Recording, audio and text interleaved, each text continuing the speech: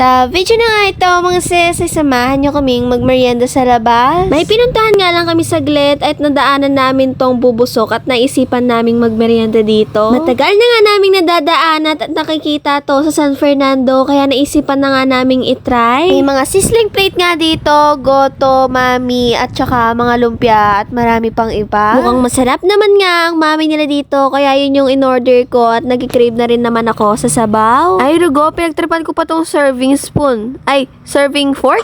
Serving fork para sa pansit. Habang hinihintay nyo nga pala ang order nyong pagkain, ay may paligplig sabaw pala sila. Dumating na nga yung mga order namin at ang mga in-order lang namin ay mami, lugaw at pansit. The best nga yung pansit nila dito dahil pang 3 serving na at ang daming mga sahog. Masasarap nga ang mga in-order namin kaya naman nga nabusog kami. I-rate ko nga yung pansit ng 10 out of 10 at ang mami naman ay 9 out of 10. Hinahanap ko nga kung saan yung bumubusok dito. Inutom ko lang nga kayo sa video na to. Natakam na ba ang lahat?